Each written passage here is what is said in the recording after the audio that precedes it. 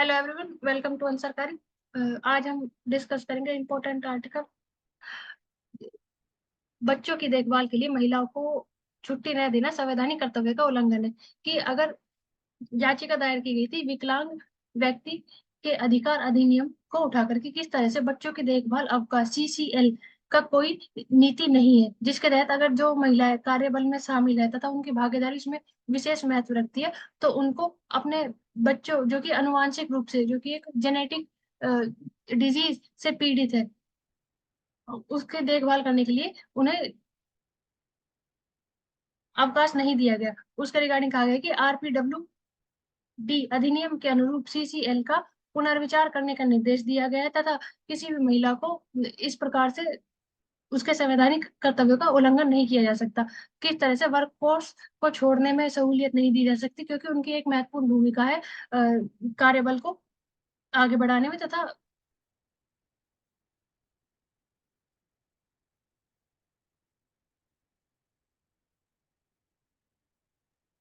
Next is Agrasen की Baoli, tourist home believe to be from Mahabharata era. तो यहाँ पे हम आर्ट एंड कल्चर के पर्सपेक्टिव से इस बावली के बारे में बात कर सकते हैं कि ये 108 स्टेप्स है इसके अंदर और ये लोकेटेड है on the Hailey road.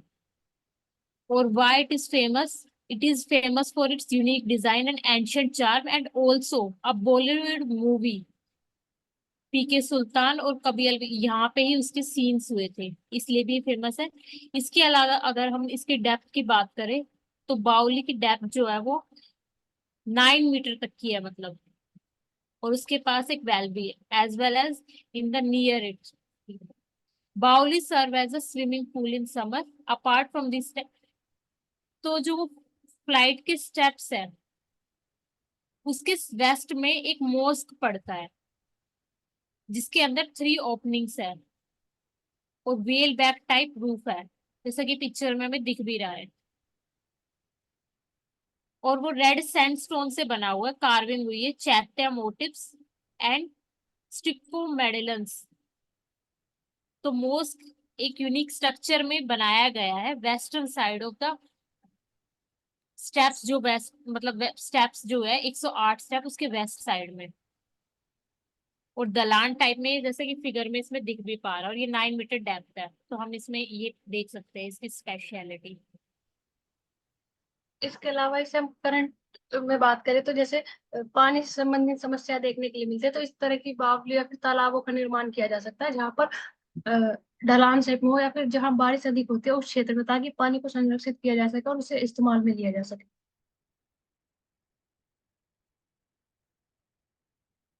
Naima Khatoon AMU की 100 साल में पहली महिला कुलपति नियुक्त हुई है। तो नाइमा खातून को अलीगढ़ मुस्लिम विश्वविद्यालय की कुलपति के रूप में नियुक्त किया गया है, जब जिन्हें राष्ट्रपति द्रौपदी मुर्मू जी ने कुलपति के लिए नियुक्त किया था।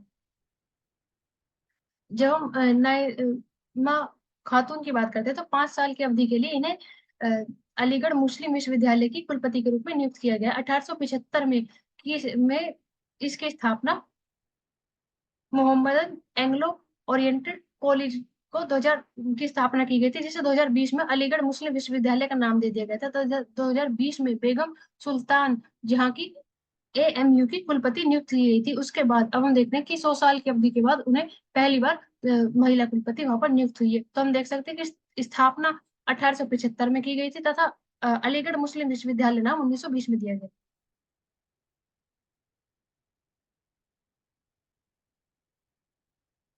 गर्भाशय कैंसर से बचेगी हजारों महिलाओं की जान। तो एम्स के द्वारा 2 तकनीकें विकसित की गई, जिसके माध्यम से गर्भाशय के मुंह पर होने वाले कैंसर तथा जो गुर्दे प्रत्यारोपण की असफलता के कारण जो वायरस की जांच के कारण जो विसंगतियां हमें देखने के लिए मिलती है, उसके लिए विकसित की गई है। इस तकनीक से वायरस की मात्रा का पता लगाने की खोज की जाएगी, ताकि जो इलेक्ट्रॉनिक माइक्रोस्कोपी सुविधा के प्रभावी टीसी नाम के माध्यम के द्वारा यह जानकारी दी गई कि एम्स ने इलेक्ट्रॉनिक माइक्रोस्कोपिक सुविधा विकसित की है, जिसमें जो गर्भाशय ग्रीवा के कैंसर होने का पता लगा पाएगी। इसके साथ साथ किट के आधुनिक तरीके से तैयार किया गया ताकि साधारण इंसान भी इसका प्रयोग कर सके और इसके माध्यम से यह पता कैंसर का पता लगाया जा सके। जब इसके खर्च की बात करते हैं तो इसका जो मात्र 100 रुपए इसका प्राइस रखा जाएगा ताकि अधिक से अधिक महिलाओं की जांच रखी जा सके। इसके अलावा 2021 में इसको पेटेंट करा लिया गया था। जब पेटेंट की एक्ट की बात करते हैं तो 1970 अधिनियम, भारत अधिनियम पेटेंटशिप की बात की जाती है। इसके अलावा आशा और एएनएम भी कैंसर की जांच करेंगे। तो देख सकते हैं कि आशा वर्कर और एएनएम को किस तरह से उसके साथ जोड़ा जाएगा ताकि अधिक से अधिक महिलाओं तक जो गर्भ कैंसर होने की समस्या है उसको रोका जा सके और उनकी जान बचाई जा सके।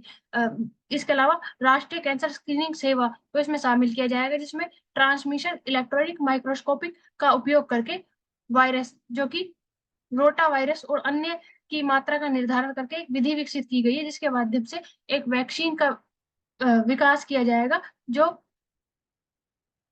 फार्म उद्योग के साथ साथ जो समस्या है उसका भी सुलझाएगी। इसके अलावा ईएमएफ भारत के माध्यम से एकमात्र इलेक्ट्रॉनिक माइक्रोस्कोपी सुविधा प्रदान की गई है।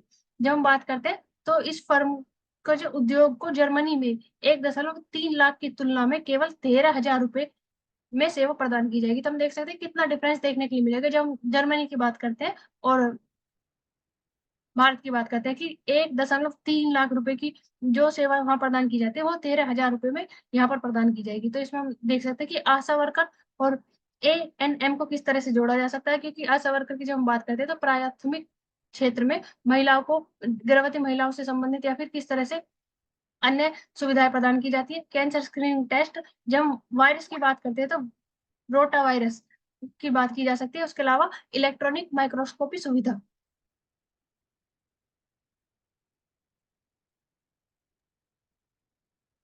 Next is what's affecting the mind, यानी कि जब हम बात करते हैं मेंटल डिसऑर्डर की तो वो कहीं ना कहीं बढ़ते जा रहे हैं। उसमें अगर हम कॉमन मेंटल डिसऑर्डर की बात करें तो फाइंडिंग्स के अकॉर्डिंग 34% है। अपार्ट फ्रॉम दिस अगर डिप्रेशन की बात की जाए तो 22.4% है, और एंजाइटी डिसऑर्डर की बात की जाए तो 6.7% है। तो क्या कारण हो सकते हैं कि ये वाली इस टाइप की डिजीजेस और डिसऑर्डर बढ़ते जा रहे हैं? कहीं ना कहीं एक कारण है स्मोकिंग, टबैको का कंजम्पशन। तो जो इसका परसेंटेज है 5.3%। अपार्ट फ्रॉम दिस अगर बात करें स्मोक लेस तंबाकू की तो उससे होता है 48%।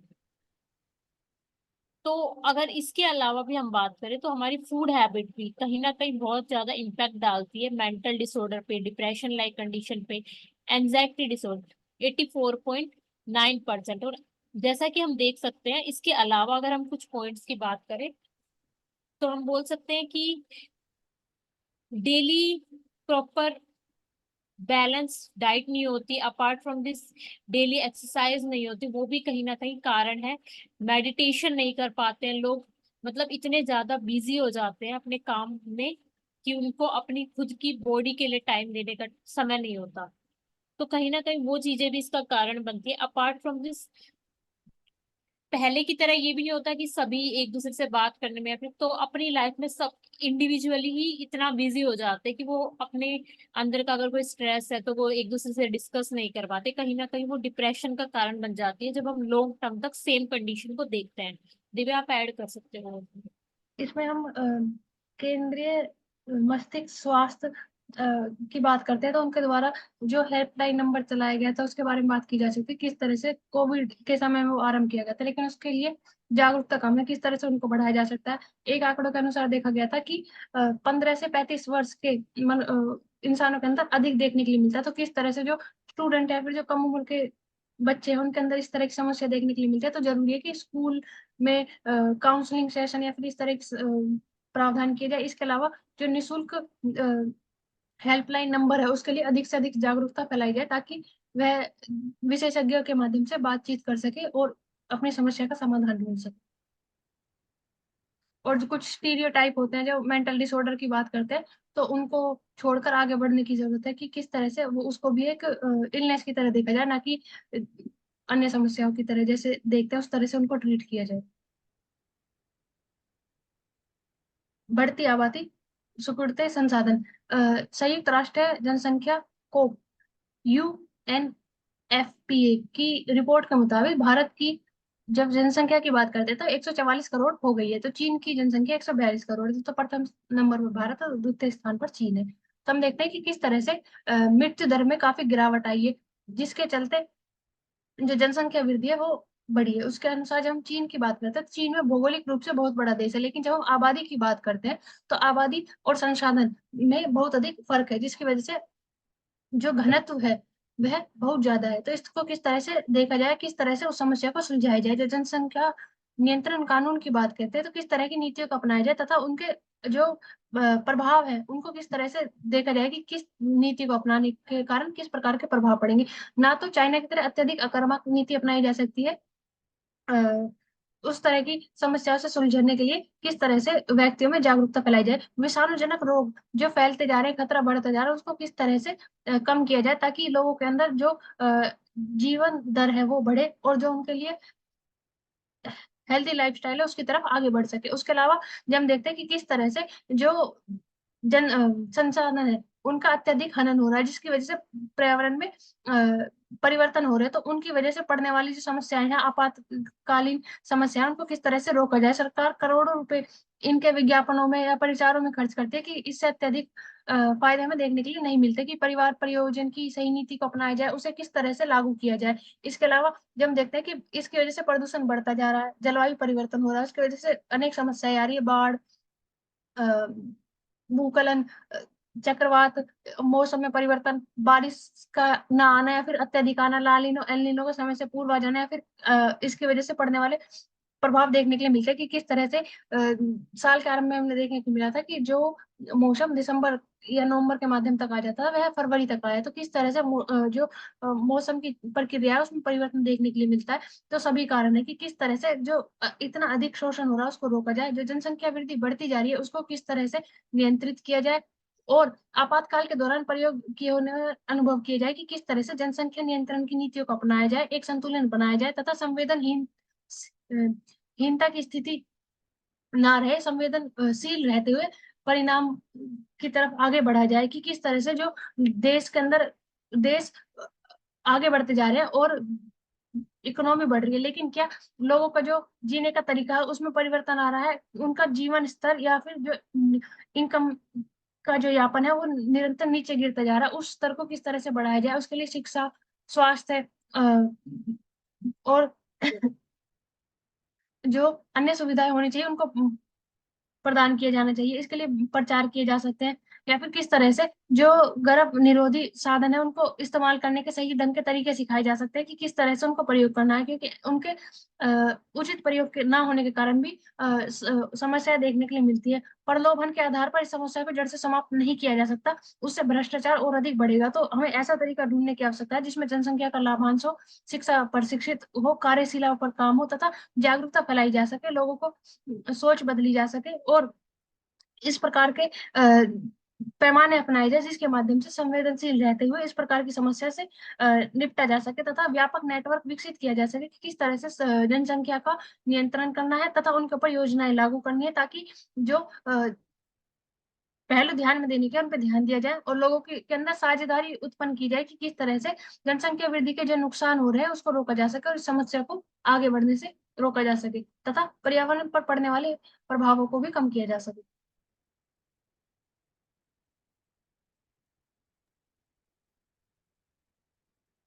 Apart from this, next is the heart treats its 900 diabetic inmates appropriately. DG का ऐसा कहना है। तो हम यहाँ पे देख सकते हैं कि एक पॉजिटिव है कि भाई डायबिटीज इतनी ज्यादा बढ़ती जा रही है और अगर वो ट्रीट कर पा रहे हैं तो it is a positive sign. तो अपार्ट फ्रॉम दिस अगर हम बात करें तो इसमें वाई डायबिटीज होती किस वजह से है, तो जब पैनक्रियाज इनफ इंसुलिन नहीं सीक्रेट कर पाता तब वो ये कंडीशन होती है। और इसमें भी टू टू टाइप्स के होते हैं, टाइप 1 डायबिटीज एंड टाइप 2। तो टाइप 1 में बात करें, जब पैनक्रियाज इंसुलिन को अच्छे से प्रोड्यूस नहीं कर पाता तो वो कंडीशन होती है डायबिटीज टाइप 1। और डायबिटीज अगर टाइप 2 की बात करें तो बॉडी ही प्रोड्यूस नहीं कर पाती और इंसुलिन को अगर सीक्रेट होता भी है तो उसको यूज नहीं कर पाती एफिशिएंटली। तो ये होता है डायबिटीज टाइप 1 और टाइप 2। इसके अलावा हम जब हाइपर ग्लिसमिया जैसी कंडीशन की बात करते हैं तो उसमें ग्लूकोज का लेवल इतना ज्यादा बढ़ जाता है ब्लड के अंदर कि इंसुलिन लेवल शुगर में ऑटोमेटिकली कम हो जाता है। तो ये कुछ कंडीशंस थी डायबिटीज से रिगार्डिंग। तो यहाँ पे ये बोला है कि nutrition needs are met following the guidelines of Indian Council of Medical Research ensuring a balance diet for all inmates. तो वही कहीं ना कहीं वही बहुत बड़ा रोल प्ले कर रहा है इस तिहाड़ जेल में ट्रीट करने के लिए 900 डायबिटिक इनमेट्स।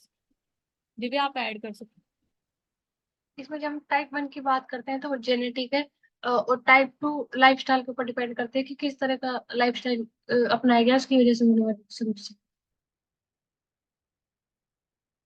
नागरिकता, संपर्क, बेरोजगारी, बराक घाटी के प्रमुख मुद्दे। तो असम में बराक घाटी में बंगाल की सीमा से लगे 2 लोकसभा क्षेत्र है, जिसमें सिलचर और करीमगंज नाम से चुनाव लड़ रहे उम्मीदवारों को जो प्रमुख कारण बताए गए, वो बताए गए नागरिकता की। असम में देखने को मिलता है कि किस तरह से नागरिकता संबंधित समस्या होते हैं। 1985 में असम अकॉर्ड साइन हुए थे, जिसके माध्यम से कहा गया था कि बांग्लादेश से आने वाले व्यक्तियों की वजह से असम के नागरिकों की नागरिकता पर कोई समस्या उत्पन्न नहीं होगी। तो इस वजह से नागरिकता, बेरोजगारी, खास बुनियादी ढांचे का किस प्रकार से संपर्क साधा जाए, क्योंकि हम देखते हैं कि जो पूर्वी क्षेत्र है उसके अधिक, जब हम कनेक्टिविटी की बात करते हैं तो वहाँ समस्या देखने के लिए मिलती है, जिसके ऊपर इंफ्रास्ट्रक्चर डेवलपमेंट किया जा रहा है, किस तरह से उसे जोड़ा जाए और अधिक से अधिक कनेक्टिविटी उसके साथ की जाए। एक संगठनात्मक जो आधार है वो वहां पर शामिल नहीं हो पाया, किस तरह से उसको स्थापित किया जाए। इसके अलावा जब हम बांग्लादेश की बात करते हैं तो बांग्लादेश के साथ 129 किलोमीटर लंबी सीमा देने वाले दोनों क्षेत्रों में नागरिकता एक प्रमुख मुद्दा है, क्योंकि पड़ोसी देश से आने वाले विस्थापित हिंदू बंगालियों की एक बड़ी आबादी है जो समय के साथ घाटी में आकर बस गई है। तो अब उन्हें यह भय लगता है कि किस तरह से उन्हें वहां की नागरिकता दे दी जाएगी। अगर नागरिकता मिलेगी तो उस वजह से रोजगार या फिर जो भी वहां के संसाधन है उनका भी बंटवारा होगा, जिसकी वजह से उनके अधिकारों का हनन होगा। तो इस वजह से यह वहां के लिए एक महत्वपूर्ण मुद्दा है। कुछ लोगों ने ऑनलाइन आवेदन करना मुश्किल हो रहा है ताकि दस्तावेजों को जमा किया जा सके, उनसे संबंधित मुद्दे हो सके, क्योंकि हाल ही में हमने देखा था कि किस तरह से बांग्लादेश सीए के तहत पाकिस्तान और अफगानिस्तान से आने वाले व्यक्तियों को भारतीय नागरिकता प्रदान की जाएगी। तो उस संबंधित भी देखा जा सकता है। नागरिकता के साथ साथ कहीं कहीं उनके दस्तावेज मिलने की आवश्यकता नहीं है, वह किसी भी एक दस्तावेज के माध्यम से उसके अंदर रजिस्टर कर सकते हैं। इसके अलावा जब ईस्ट वेस्ट कॉरिडोर की बात करते हैं जो कि पूरा होने वाला है, तो लगभग इसका समाधान हो सकता है कि किस तरह से जो बांग्लादेश, असम और अन्य राज्यों के साथ जुड़ाव है उसको जोड़ा जा सके, या फिर भारतमाला प्रोजेक्ट के माध्यम से किस तरह से उसके विस्तार को आगे बढ़ाया जा सके। अच्छा, आपको कुछ ऐड करना है तो आप कर सकते हो।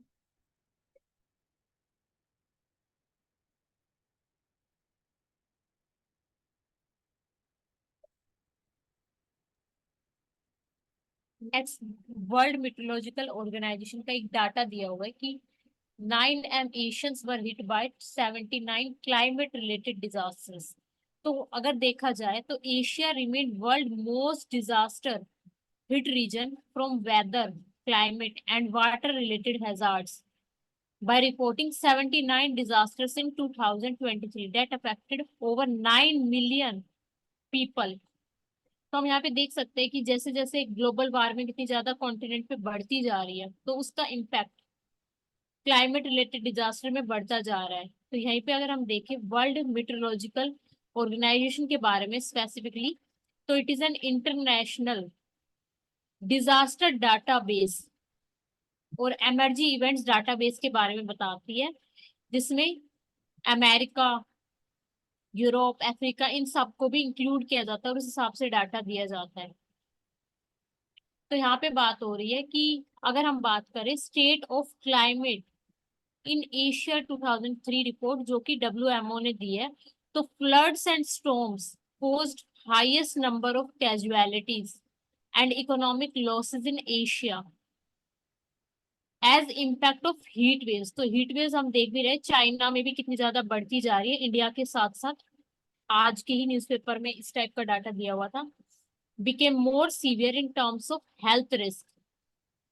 सो यहाँ पे हम इस डाटा को देख सकते हैं कि हमारी एक सिंगल एक्टिविटी कितना ज्यादा क्लाइमेट को और एनवायरनमेंट को इम्पैक्ट करती है।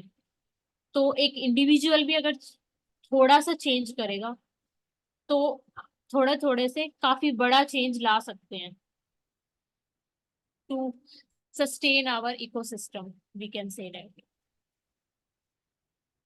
सरकारी बैंक कर्ज न चुकाने वालों के खिलाफ लुकआउट नोटिस जारी नहीं कर सकते। तो मुंबई उच्च न्यायालय के द्वारा आदेश दिया गया है कि सार्वजनिक क्षेत्र के बैंकों के पास कर्ज नहीं चुकाने वालों के खिलाफ आउटलुक सर्कुलर जारी करने का कोई कानूनी अधिकार नहीं है। फैसले के बाद बैंकों द्वारा चूककर्ताओं को खिलाफ जारी सभी जो भी लुकआउट सर्कुलर थे उनको रद्द कर दिया गया है। किस तरह से केंद्र सरकार के कार्यालय ज्ञापन ने उस धारक को भी असंवैधानिक करार दे दिया है जिसके माध्यम से सार्वजनिक क्षेत्र के बैंकों के द्वारा कर्ज ना चुकाने वाले के खिलाफ एलओसी जारी किया जाता था। आंचल, आपको कुछ ऐड करना है इसमें? नहीं। Next is addition of oriental pied hornbills to take species count at zoo to 97। तो फर्स्टली माइंड में क्वेश्चन आना चाहिए कि अलग अलग जू में क्यों एक्सचेंज किए जाते हैं एनिमल्स या फिर बर्ड्स, अगर हम बात करें तो बोलो। उनकी उनको बढ़ाया जा सके, उनके हैबिटेट्स को इंक्रीज किया जा सके। अगर देखते हैं कि किस तरह से इसलिए किए जाते हैं एक स्थान से दूसरी जगह पे। यस, उनकी ब्रीडिंग करवा के ताकि पॉपुलेशन और ज्यादा बूस्ट अप हो सके, इसलिए ये ऐड कराते हैं।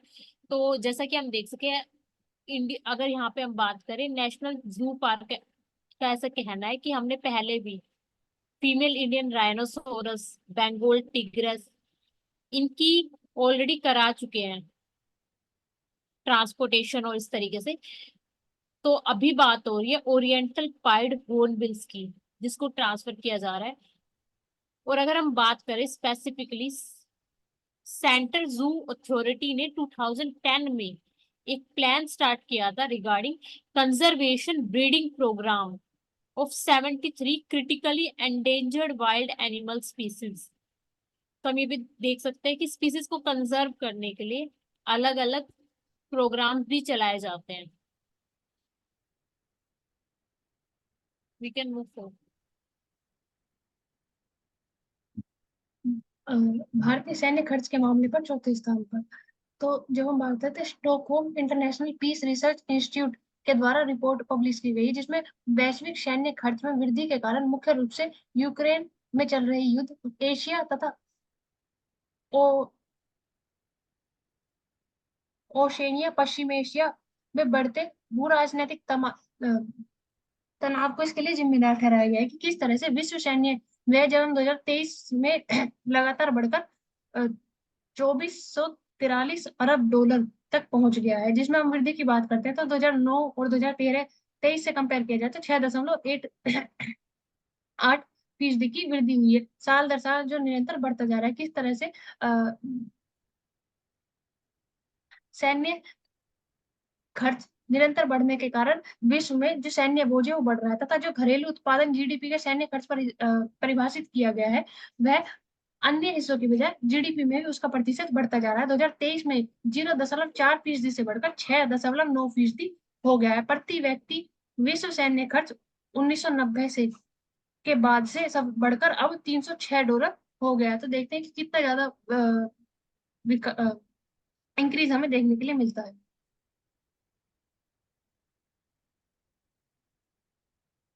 नेक्स्ट हम बात कर सकते हैं इनहेरिटेंस टैक्स की। तो what was it? Inheritance inheritance tax is levied on property that is passed on when a person dies। तो यहाँ पे अगर हम कंपेयर करें इनहेरिटेंस टैक्स, जैसे कि बोला कि पर्सन के मरने के बाद जो टैक्स मतलब प्रॉपर्टी पे लगाया जाता है, तो यहीं पे एक तरीके से प्रॉपर्टी टैक्स भी होता है। तो दोनों में फर्क क्या होता है? तो अगर प्रॉपर्टी टैक्स की बात करें तो जब पर्सन डाई हो जाता है उसके बाद उस डेट के अनुसार जब प्रॉपर्टी के टोटल प्राइस पर जो टैक्स लगता है उसको प्रॉपर्टी टैक्स बोलते हैं, लेकिन इनहेरिटेंस टैक्स उस पर लगता है जिन्हें संपत्ति विरासत में मिलेगी, यानी कि जब वो जो इनहेरिट कर रहा है उसको, तो उनको वो टैक्स, तो उसका उद्देश्य सरकारी राजस्व को बढ़ाना है। और अगर हम बात करें क्या इंडिया इनहेरिटेंस टैक्स का यूज करता है, तो वो नहीं करता है। 1985 में हम ऑलरेडी अबोलिश कर चुके हैं। हमने गिफ्ट टैक्स, इनहेरिटेंस टैक्स, और इनहेरिटेंस टैक्स को एस्टेट ड्यूटी भी बोला जाता है ऑलरेडी हम, और वेल्थ टैक्स भी इंडिया में नहीं है, ऐसा हम देख सकते हैं। तो हम देखा जाए तो जो डेवलपिंग कंट्रीज है वो इनहेरिटेंस टैक्स रेट का यूज करती है, जैसा कि यूएसए में, यूके में ऑलरेडी डाटा में दिया हुआ है, हम देख सकते हैं इस टेबल में।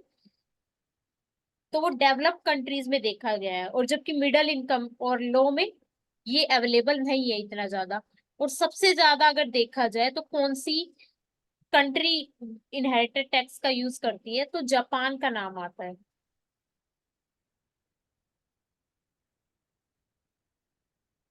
तो यहाँ पे इसका यही है कि इंडिया में इनहेरिटेड टैक्स का थोड़ा सा हम इवोल्यूशन देख सकते हैं नेक्स्ट आर्टिकल में, कि एस्टेट ड्यूटीज का दूसरा नाम है, वो 1953 में इंट्रोड्यूस किया गया था to reduce unequal distribution of wealth और टैक्स कलेक्शन को बढ़ाने के लिए, लेकिन उसका पॉजिटिव आउटपुट नहीं आ पाया, इसलिए वो 1985 में उसको हटा दिया गया था।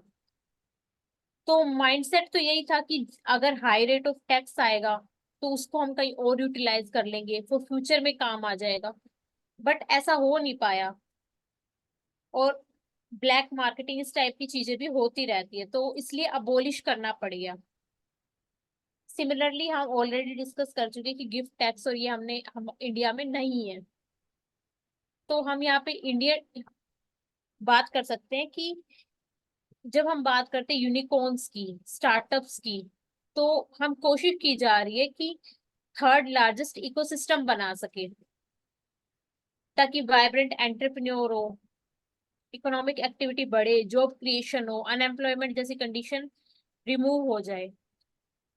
उसके अलावा एक डाटा दिया हुआ है, 24 out of 36 OECD countries levy on the transfer of wealth of the deceased, whereas 10 OECD, उन 10 में कौन कौन सी है, Australia, Sweden, New Zealand and Australia have abolished the levy since 2000। तो हम देख सकते हैं कि डेवलपिंग और मिडिल इनकम कंट्रीज में इनहेरिटेंस का यूज नहीं है,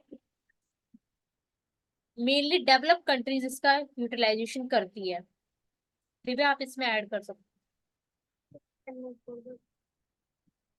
एआई के प्रसार से बढ़ सकता है जैविक हथियारों का खतरा। तो स्वास्थ्य विज्ञान और चिकित्सा के क्षेत्र में जब हम एआई के प्रयोग की बात करते हैं, तो एआई द्वारा डिजाइन किया गया प्रोटीन, जो कि एआई प्रोटीन डिजाइन प्रोग्राम नीति के तहत सुनिश्चित किया गया है कि किस तरह से इसके माध्यम से हम अलग अलग प्रकार की जो रोग है उनकी प्रतिरोधक क्षमताओं को बढ़ा सकते हैं, तथा जो दवाइयों की लक्षित डिलीवरी है वो प्रदान की जा सकती है। अमेरिका के जॉर्ज टाउन यूनिवर्सिटी में वैश्विक स्वास्थ्य नीति के माध्यम से यह सर्वेक्षण प्रयास किया गया था कि किस तरह से हस्तक्षेप के माध्यम से उसने हम सार्वजनिक सुरक्षा के मामलों में प्रयोग किए जा सकते हैं, तथा जवाबदेही सुनिश्चित करने के लिए एक नियमित ढांचा तैयार किया जा सकता है नियमों के रूप में, ताकि उसके मार्गदर्शन के माध्यम से उसको चलाया जा सके। लेकिन जब भविष्य में देखते हैं कि किस प्रकार से इससे प्रौद्योगिकी अनजाने में खतरनाक रोगजनक विषाणु पदार्थों का भी निर्माण किया जा सकता है। एआई के क्षेत्र में विनियम निर्माण की बात करते हैं तो इसके लिए कानून नहीं है, कड़े कानून नहीं है, तथा किस तरह से उनका निर्माण किया जाए तथा उनका अनुकरण किस तरह से किया जाएगा। नियम उन दवाई, टीके या सामग्री के विकास की समितियों करने चाहिए जो एआई डिजाइन किए जाते हैं, जिसके द्वारा प्रोटीन उत्पन्न किया गया है। किस तरह से एआई मॉडल होने के साथ साथ जो जैव विज्ञान के माध्यम से जटिलताएं सुलझी है, उसके साथ साथ लाइलाज बीमारी को ठीक करने के लिए जीवाश्म ईंधन के उपयोग के माध्यम से एक तकनीक प्रयोग की जा सकती है। लेकिन जब हम देखते हैं कि किस तरह से इसके माध्यम से जो हम बायो वेपन की बात करते हैं, किस तरह से उसके खतरे को बढ़ाया जा सकता है, कि एक लंबे एआई का उपयोग लंबे समय से दवाई की खोज के लिए किया जा रहा है, लेकिन जब कम विषाक्तता वाले चिकित्सा के अणुओं की खोज की बात करते हैं कि किस तरह से एक एल्गोरिथम न केवल अस्तित्व के सबसे शक्तिशाली जहरों में से एक उत्पन्न कर सकता है, बल्कि उसके जो विश्व की जो क्षमता है उसको और अधिक उत्पन्न कर सकता है, उसको और अधिक बढ़ा सकता है। तो कितना खतरनाक भी हो सकता है एआई वायरस की संरचना की क्षमता को बढ़ा सकता है, कि किस तरह से जो वायरस 1 से 10 में फैल सकता था, वह उसकी क्षमता को 1 से 100 में फैलाने की क्षमता में बढ़ा सकता है। तो उस आने वाले खतरों को किस तरह से रोका जा सके, ताकि एआई का प्रयोग जैविक हथियार के रूप में ना किया जा सके। डिजिटल प्रौद्योगिकी को बायोमैन्युअल मैन्युफैक्चरिंग या खाद्य प्रणाली के साथ जुड़ा हुआ होने से जैव हमले के मार्ग बन जाते हैं। किस तरह से इन्हें कम किया जाए और एआई के उपयोग को जैविक हथियार प्रयोग में मदद ना की जाए, उसको किस तरह से रोका जाए। उदाहरण के लिए एआई एक विषाक्त पदार्थ और रोगजनक स्ट्रेन उत्पन्न करता है, जिससे मौजूदा ब्लैकलिस्ट से जोड़ा जा सकता है, और इस प्रकार जैविक हथियार के संभावित हमलों के जोखिम बढ़ सकते हैं। तो किस तरह से उन खतरों को नियंत्रित किया जाए, उसके लिए एक कानून और नीति निर्देश का होना अनिवार्य है। एआई का प्रसार प्रसार के साथ साथ उसके जैविक हथियार के रूप में प्रयोग ना हो, उसके ऊपर रोक लगाना अनिवार्य है। अच्छा। Getting the best out of your B school education. तो यहाँ पे कुछ 5 की थॉट्स दिए हुए हैं जो कि इंटरेस्टिंग कॉर्पोरेट जर्नी में हेल्प करेगा। तो सिर्फ ये कॉर्पोरेट में ही नहीं, अगर हम और सेक्टर्स में भी देखा जाए तो जो 5 थॉट्स बताए गए हैं वो उसमें भी हेल्प कर सकते हैं। और न्यू एजुकेशन पॉलिसी में इन सारे थॉट्स पे फोकस भी किया जा रहा है। फर्स्ट है, प्रैक्टिकल एप्लीकेशन होनी चाहिए। एक ऐसा पेडागोगी क्रिएट की जाए जिसमें प्रैक्टिकल एप्लीकेशन आप देखें, ताकि आप प्रॉब्लम को इजीली सॉल्व कर पाए, प्रैक्टिकल तरीके से देखा जा सके। Next is acquiring new skills, कि सिर्फ एक चीज पे फोकस ना करके आप थोड़ा सा मल्टी डायमेंशन इस तरीके का इनकलकेट होना चाहिए, इस तरीके की, ताकि आप कोई भी अपॉर्चुनिटी मिले उसको ग्रैब करके और आगे बढ़ सको। तो इस टाइप का एटमोस्फेयर होना चाहिए। और इवॉल्विंग कंडीशन है ये, तो इसको बोल सकते हैं डिजिटल एज में पॉसिबल भी है, ऐसा भी बोल सकते हैं। Apart from this, third is diversity in career path.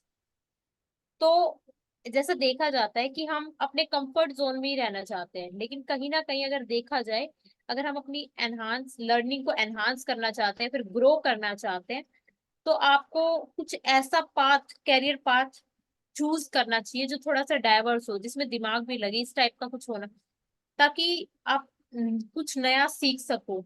और रिस्क फैक्टर भी थोड़ा थोड़ा होना चाहिए। तो ये हो सकता है। Next is ever evolving landscape.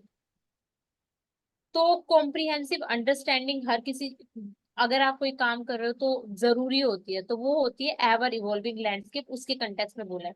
यहाँ पे एग्जाम्पल भी दिया हुआ है, जैसे कि auto industry to mobility solution, banking to fintech platforms, produce lines to intelligent factories. तो हम देख सकते हैं कि जैसे टेस्ला की भी बात की है, Tesla versus traditional auto industries, Apple phone versus Nokia. तो वो किस तरीके से, वो एवर इवॉल्विंग है। जो जिस हिसाब से आप जैसे स्किल से या फिर जिस भी कैरियर से या फिर किसी भी प्रैक्टिकल जैसे आप वर्क कर रहे हो, उसके हिसाब से आपकी कंपनी या फिर आपका कॉर्पोरेट सेक्टर प्रमोट होता है, और उसी तरीके से कंपटीशन भी क्रिएट होता है। Next is leadership is a mindset. तो सबसे मेन लीडरशिप का ही रोल होता है, जो आपको उस पाथ को चूज करने पे, उस पे आगे बढ़ने के लिए हेल्प करेगा। तो हम लीडरशिप में ये नहीं बोल सकते कि आप हायरार्की क्रिएट कर रहे हो फिर, बट ऐसा इस तरीके का एटमोस्फेयर क्रिएट किया जाए जिसमें इजिली हर कोई अडेप्ट भी कर पाए और इन्फ्लुएंस भी हो पाए पॉजिटिव वे में, और अपने आप को और ज्यादा पुश करे आगे बढ़ने के लिए। ये हम बोल सकते हैं कि लीडरशिप का मेन रोल ये होता है। तो ये कुछ पॉइंट्स थे जो हम सिर्फ कॉर्पोरेट में ही, बाकी अदर सेक्टर में भी यूज कर सकते हैं। अशुद्धता के मानक, तो यहाँ देख सकते हैं हम किस तरह से सिंगापुर और हांगकांग ने भारत के 2 ब्रांडों पर प्रतिबंध लगा दिया है, जिसमें एमडीएच और एवेस्ट पर लगाए गए प्रतिबंधों की बात की जाती है। किस तरह से गुणवत्ता की बात करते हैं, जो हम की तुलना में यह कमजोर साबित हुए। लेकिन जब हम देखते हैं कि इसी फर्क को दर्शाने के लिए बॉर्नविटा, नेस्ले जैसे हालिया भी सामने आए थे, किस तरह से उनके द्वारा प्रोडक्ट में शुगर की क्वांटिटी अधिक रखी गई थी, जो कि विकसित और विकासशील देशों में अगर किया जाए तो उसमें काफी अधिक फर्क देखने के लिए मिला था। जब हम बात करते हैं एमडीएच मसाला करी पाउडर, या फिर करी मिश्रित मसाला पाउडर, या सांबर मसाला पाउडर, या एवरेस्ट फिशिंग करी मसाला पाउडर, ये ऐसे प्रोडक्ट है जिनके अंदर इन पर प्रतिबंध लगाया गया है, जिसके अंदर एथिलीन ऑक्साइड की मात्रा जितनी होनी चाहिए उससे कहीं अधिक पाई गई है, जिसका उपयोग मसालों को लंबी समय तक संरक्षित रखने के लिए तथा कीटनाशक के रूप में प्रयोग किया जाता है। तो वैज्ञानिक इसे कैंसरकारी बताते हैं। जब हम 2023 की बात करते हैं तो अमेरिका प्रशासन द्वारा भी एवरेस्ट के सांभर मसाले और गर्म मसाले पर इस तरह के नमूने के सवाल उठे थे, कि हम देख सकते हैं कि किस तरह से स्वास्थ्य के लिए हानिकारक है। वहीं जब हम विश्व कारोबार की बात करते हैं तो 43% हिस्सेदारी रखने वाले हैं तथा दुनिया की सबसे बड़े मसाला उत्पादक निर्यातक भी है। तो किस तरह से इस प्रकार की लापरवाही वहां देखने के लिए मिल सकती है, कि जितनी जब हम बात करते हैं जो नियम और मापदंड होने चाहिए उनके अंदर इतना अधिक डिफरेंस देखने के लिए मिले। भारतीय मसाला बोर्ड के आंकड़ों के अनुसार 2005 से लेकर अब तक भारतीय मसालों का निर्यात 30% बढ़ चुका है। जब हम भारतीय मसाला बोर्ड की बात करते हैं तो वह 1985 में स्थापित किया गया था।